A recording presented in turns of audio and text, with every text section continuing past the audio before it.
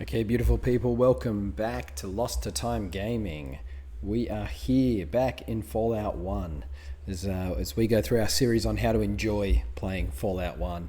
If you remember last time, we went through the character creation and I gave a few hints and tips on that. Although you may not remember, there's been about 5 people watching, I think, so, not too popular, but that's all right. It's YouTube. Everything gets buried there.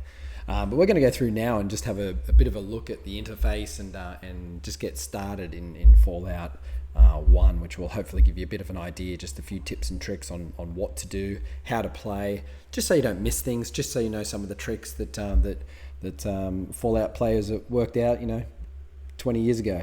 And they'll help you in your playthrough of Fallout. So let's get started. I've got this character here that we created last time.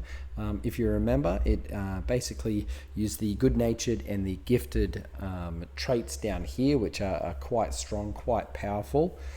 We basically have some pretty good statistics across the board. Charisma is a bit of a dump stat that we've taken, which doesn't matter. We've got really high intelligence and agility, which is essential if you want a powerful build, and I think a first playthrough that is quite easy in comparison to other builds. Luck being 9 is going to help us out. Strength, perception, endurance all at 6 is very good, and we tick off pretty much all the essential requirements for perks that we might get along the way. We tag small guns, lockpick, and speech. We basically don't really have any other combat skills at the moment that are worthwhile. Maybe you could argue unarmed or melee, but we're not really going to focus on those. We're going to put small guns up as soon as we can, along with lockpick and speech, just to give us a good start on there before we look at building into energy weapons eventually, along with getting some books to help out with things like traps and science and repair. Just science and repair. All right, let's get started in the game. So there is a whole cutscene for Fallout, but I'm actually just going to skip that. We're not going to play that today. We're just going to get straight into the game. When you play through this, I would recommend watching the whole cutscene there. So you start here. It's an isometric view in Fallout. Now, you may or may not have played other games like this before. You see the little cursor I have there. This guy in the middle is us, and you can choose male or female. All right, so what can you do here? You've got your interface. First of all, I suppose we should probably explain the interface that we have around and just how to access a few things. If you look down here at the bottom, you've got the options screen. This lets you save game, load game, preferences. Let's go to preferences. It controls your difficulty here, which is important. If you're finding the game a bit hard, just switch the combat difficulty maybe down to wimpy just to help you out there. A few things that you have to do just to save it. Over here, combat speed, it's on normal. Change that to fastest by all means and affect the player speed. Please do that or you will find this game so slow. I would also change running to always so that again it's not that slow. And if you have a look here as well, we've got the brightness level. I've got it pretty high. I might just make it a little bit brighter just for the video. It can be a dark game, but just adjust that as needed. Mouse sensitivity is all right, so things there are pretty good. Turn on the subtitles if you want to get the subtitles on. I've got the music off, but you can adjust that accordingly. So let's do that there. Okay, and that's also how you exit there. So a few other things. You got this button here, Inv, which is inventory. So important to know. We'll come back to that. Got the hotkey of I also activates it. You'll get your hotkeys down pat. So you're having a look at here, you've got your guy, you've got this little thing, and you can just click and he will move around nice and easy in the game. You have to be careful. This is a turn-based combat game, and you will find that you'll trigger combat if you walk around and there's enemies around, which there is an enemy around, which is a rat. Just down here, you may or may not be able to see him there. So first thing to know with your mouse, you have it on this little red hex that lets you move. If you right-hand click, it will change it. Get used to doing that. This is essential. I've seen people not quite understand this. This lets you interact with things, the cursor, and this lets you move. Right hand click, okay? Do it like that, moving, interacting. What can you do with interacting? Well, you can just hold it over things, and you'll see it'll bring up messages down in the bottom left when you just hold over to look at things. So down here, it's very important that you read these things. You can go backwards and forwards on this, so if you miss something, scroll back up. And we've entered combat with this rat. Well, I might just try and fight this rat quickly, just so we can get out of it. All right. Oh, I'm going to get beat by a rat in my first run through, aren't I? There we go. I've defeated a rat in combat. Well, there you go. There's a little bit of a foreshadowing of how combat works there. And you see down here in our little script, it tells us that, everything that happened there. Cave rat, I missed. I hit a cave rat for 2 points. I missed. I hit a cave rat for 3. I killed him. I got XP. It tells you everything there. It's pretty handy to know. So when you have your cursor like this, it lets you interact with the world and look at the world. If I want to see this dead body here and see what I can do with that dead body. Oh, okay, we're getting attacked by another rat. I'll tell you what. Let me just kill this rat. All right. Okay. If I want to interact with this dead body, this is not going according to plan, is it? I hold the cursor over it, and you see there's a hand there. But if you hold your left mouse button down, it gives you options, and you can move your mouse up and down to choose. You can interact with it. You can look at it. You can use something out of your inventory or your bag. You can use a skill on it, or you can just cancel. This is very important to know and very good to know at the start. So if I just look at it, it will tell me, oh, wrong one. If I look at it, it will tell me, you see Ed. Ed's dead. Bit of a Pulp Fiction joke there, I think. So it lets you look at things. Let's have a look over here. I can look at that. It tells us this computer controls the large vault door. You have to enter a specific access code for the computer to work. So you can see things. This here, let's have a look at it. Can't interact with it with our hand, but we can look at it. It is the large door is the link between the vault and the outside world. So it's very important that you do this and you look at things. So we can look at a dead rat, and she looks dead. Cool. Okay, great. So now you don't have to hold it down and select the hand. You can just click on it once, and it will do the first option that you have there. So we click on that. That'll let us interact with this body. These are our things in our inventory. This is what's on the body. So we can just take this stuff and add it to our inventory. Probably a good thing to do. When you're in this screen, you just can move things around. I can put things on there if I wanted and leave them on the body, but we'll take everything back. Press Alt to get everything. You can also change your cursor. That lets you look at things here so we can see what a stim pack is, and it tells us it's the healing chem, and it tells you what it does. Have a look here. Okay, it gives us some ideas. So important to know that you're moving your mouse around like that. You can move around pretty easily as well. So we can interact here, and your guy will walk over, and he will do his thing. Okay, beautiful. Nice and easy. Let's have a look what else there is around on this interface. So we have our inventory here. Our inventory lets us put something here for our armor. We got nothing. Then we can have item 1 and item 2. This is where you can put weapons, or you can put items to use. When you put a weapon in, it will give you the information here. You've also got your stats up here and what your armor class is and blocking that, but I won't go into that too much today. But let's equip our lockpicks and that. You don't really need to put items here. There are other ways to do it. Actually, let's activate a flare. So what did I do just then? Should have told you. You can click on something and you can use it while it's in your inventory. And look at that, it's turned the flare on.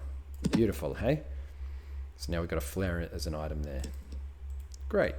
That should increase our... you can throw these at people, but they don't really do anything. And it kind of increases the light. They're a useless item, but that's okay. All right, so your inventory is accessed by that. On your guns, just so you know, you can dump the ammo out of your gun.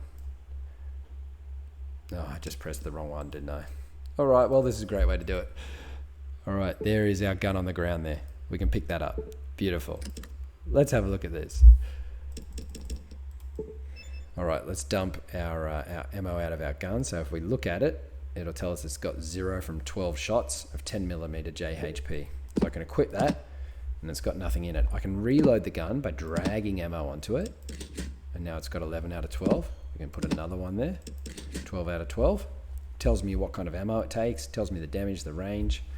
If I don't have any ammo in it too, I can, if I want, access my gun out here and reload it from this screen as well. So you've got a lot of inventory management, which I'll explain as we go along. One little tip to know, you can put stim packs in your hands and it'll say use on, and you can use it on yourself. That is just usually a waste. You're better off just having them in here, and you can use them with this hand. and you can continually use them over and over inside your inventory, and that'll come in handy in combat, which I'll explain soon. All right, so over here we've got a map screen. If you click the map button, this is pretty useless. I honestly wouldn't worry about the map screen. High def, low def, it's rubbish. The scanner, if you add in a scanner, it shows you where enemies are. Don't worry about it. Character screen, this shows you your character. When you get skill points, they'll be here listed, and you can go and add them onto your things here, which will help you increase these skills. This will become a pretty important screen. And then your Pip-Boy. Your Pip-Boy seems important, but it's not really. Auto maps just gives you maps that you might have had. Archives gives you certain things that will come up, like our overseer briefing. Again, not terribly helpful. Your status is like your quests a lot of the time. So, but really, you don't need to use it much. Most important things you got on this Pip-Boy screen are how many days are left for your mission. So 150 days, plenty of time, don't freak out. And you can also rest, but we can't rest at this location because it's a bit dangerous with the rats. But the resting is a very important one if you want to use it. I don't use it much, but you can use it. What else we got here? We got the skill decks. This lets you basically choose what skill you want to use on something. So if I want to use science on this, I click and click. And it lets me use science on it. I fail to learn anything. Great. If I think it's broken, I can use repair on it and come up here and click on it, and he'll try and repair it. Cannot repair that. But great, I can do that kind of stuff. I can sneak. If I press that, then I have the sneak enabled here, and I can walk and sneak. If I run, I lose sneak. But if I put sneak back on, if I hold shift and click, I can walk and I'll sneak. Now sneaking, I wouldn't really recommend, but if you want to play sneak build, that's how you do it. You can lockpick things, you can steal off people, you can look for traps on things, you can first aid yourself or other people, you can doctor yourself, and you can learn things through science, or you can repair items. So you can do all these. Now the thing is, all of these basically line up to a number: 1, 2, 3, 4, 5, 6, 7, 8. And it's much quicker to do that. You'll learn what it is. Lockpick is number 2. That's an important one. And you'll be able to just lockpick stuff. Press 2, click somewhere. Science is an important one. 7, yep, beautiful. And 8 for repair is an important one. The other ones, you may not use that much. So that's how you do that. All right. Over here, you can swap hand items, basically. So you can have 2 different weapons out. So gun, unarmed. Gun, unarmed. Nice, you can do that. This will tell you it's a single shot, and it's got 5 action points. So let's go get in combat and see how combat works. We'll find a rat. There's one down here you can kind of see. Now the rat will initiate combat and move towards us. Now it's gone into a turn-based combat. So he had his turn. This tells us here, whoops, how many action points we have. So we have 9 action points. It costs 5 to shoot our gun. If we want, we can end the turn down here, which is also spacebar you can press, or you can end combat. If you try and end combat when there's an enemy, you can't do it necessarily. If I end a turn, I'll just skip my turn like this. I'll show you. End turn. Okay, yep, it skipped my turn. Now it started a new round of combat, and I'm going first because I've got the higher sequence over the rat. So skipping a turn is not usually a good idea. So what do you want to do in this? A few tips. If you want to use hand-to-hand, here's a trick. So you come down here, you can click on this, and it will let you have your little target icon. That's how you target things. You can also just right-hand click, and it rotates between the 2 original cursors, plus now a targeting cursor when you're in combat. So it's probably quicker just to right-hand click. So get used to right-hand clicking. All right, it tells you what percentage chance you've got of hitting him. So let's try and punch him once for 3 action points. Miss, great. Now if I stand here and keep missing, he'll get to attack me. A little trick for combat in Fallout. This is great. You'll learn it sooner or later. I swing for 3. I've still got 6 left. I can then walk away from him from 6. He will then spend his turn walking towards me. He didn't attack me. I'll move back up for 1. Punch him for 3. Yep, beautiful. I can then walk away from him again. He'll move up to me. I'll punch him. And look at that. He's dead, and I didn't take a hit at all. It's a kind of an important play. You see down here too, we've got these different outlines of enemies on the map. Not always enemies, but at least targets. But you can tell these are all rats, so we have to fight these rats to try and get through potentially. Now I'm in combat. I can either end the turn or end the combat. Let's try and end the combat now. Combat ends. If you want to initiate combat instead of the rat, so maybe you want to take the first shot, you can just click on your weapon down here and it will go into combat with you going first. Or the quicker way, just press A. A for attack, and it will open it up. Beautiful. And if you press A, you can also sometimes walk past enemies while you're in combat, and then you can end combat, and you may not have actually started a combat with them. It's a little trick you can do. So there's little tricks around combat. If you turn up on a screen, if you start tapping A straight away, you might get to initiate combat before an enemy gets to initiate combat if they were going to see you straight away. So a lot of little tips and tricks with that. But the important ones, just remember that you got to think your way around problems. Don't just stand there and take damage in combat. Try and work out, how can I hit them and then run away? Is that possible? What strategies and tactics can I use? Let's go fight some more rats, shall we? Let's come over here. Oh, so he initiated combat, came at me. Let's shoot him once, shall we? Beautiful. All right, that was 5 AP to do it. Gives us 4 left. I can end combat if I want, which I probably would, because there's no point doing turns if you're not in combat. So now I can initiate combat. But look at that, 20% chance, 24% chance. Let's take one of these pot shots. That was terrible. So what do I do with the 4 AP left? Now, I can try and end combat. He may not have noticed. No, he has noticed. Combat cannot end with hostiles nearby. All right, I can walk away from him, but I'm not very close. What I can do is I can right-hand click. This gives me another option with the gun. This here means that I can do a targeted shot. I'll show you that next turn. Right hand click again, reload for 2 AP. I can reload this whole gun for 2 AP. Let's do that. Beautiful. I've still got 2 AP left. So I'm actually going to go in and take a bit of damage here, just on purpose. Oh, it's a new turn. Apparently the rat did not notice. It just wouldn't let me end, I don't think. Let's try and end combat. It let me end it. So there you go. Sometimes it's just worth trying to end combat. They haven't noticed me, but I'm in the middle. Oh, someone's got me now. Okay, you just hit me for 2 points. That's a bit rude. Let's do a targeted shot on him. So we target him. This is like the VATS system, basically. It lets you target places on the target, and you choose what you do. They will do different things when they hit them. There's a high chance of criticaling people if you do eyes. If you target certain parts, you might damage that part and they can't they can't see as good, or they get knocked out if you hit them in the head, or the groin, they might drop to the ground, or one of their legs or arms, they'll be less effective. But generally you're looking at eyes if you're going to do this, just to increase that damage. Let's shoot him in the right leg. Missed. Beautiful. So I'm just going to stand there and show you. If I stand here and don't do anything, got 3 AP left, that'll get added to my armor class, making me a little bit harder to hit. Oh, apparently I get to go again because I've got the higher sequence. All right, let's try that leg again. No, missed again. Great, let's try that.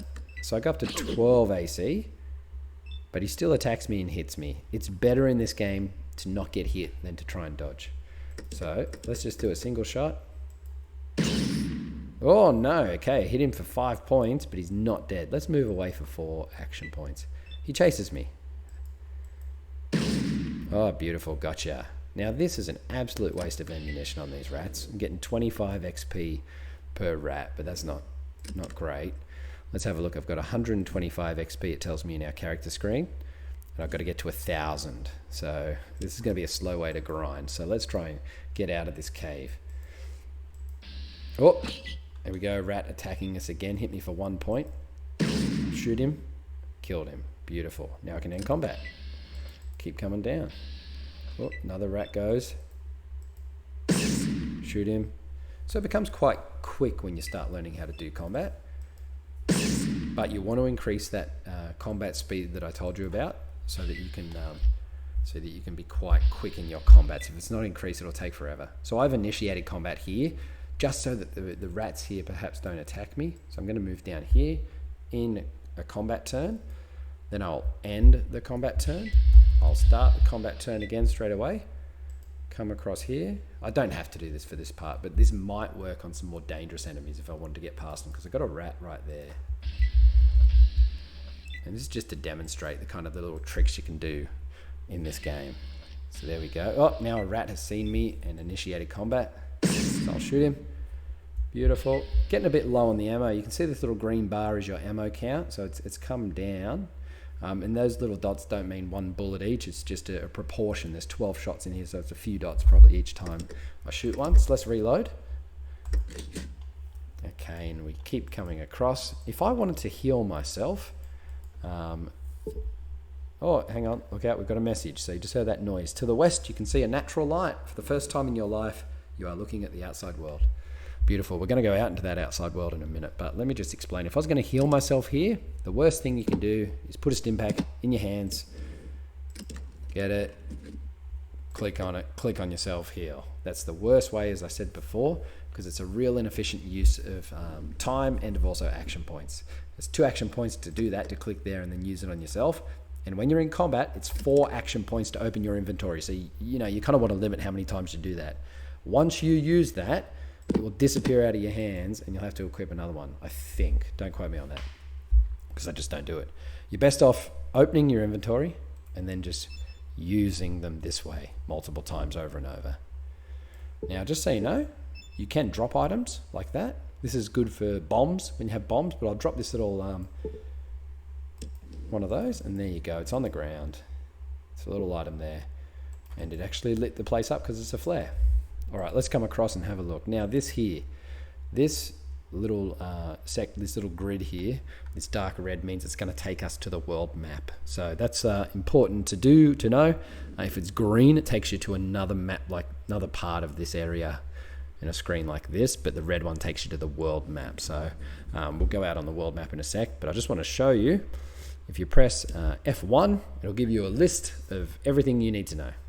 So a lot of people may not know that. It gives you your hotkeys over here too, that let you do a whole lot of different things. So it's, real important to know those hotkeys. So if I do B, I can change weapons down here between hands without pressing this red button. Real cool. If I press N, look at that. Now I can change the mode that I'm firing. Normal, targeted. So you can do a lot of cool stuff. Look at that. I can turn my guy around. It does nothing, but I can use the keys to do it. So there's lots of things you can do with your hotkeys. But yeah, you want to look at all of this kind of thing. Quick save, quick load, F6, F7. So let's have a look. F6, choose a quick save slot. Let's just save it down here. Yep, let's save over. We'll just call it quick save. Now if I press F6, yep, beautifully, it's quick saves my game. Now if I run over here and I press F7 to quick load, boom, I'm back there. Fallout is a game where you want to save a lot and you want to make different saves. So let's save here. Yes, we want to override it, and we'll just call it new game 1. You want to save? You want to save in different slots too. So if I wanted to save a different one, I wouldn't save over that. I'd go here and save here for new game 2. Just in case you make a mistake, just in case something happens that it locks you out of your game or an important part of your game, save in new slots, okay? Let's go into the world map.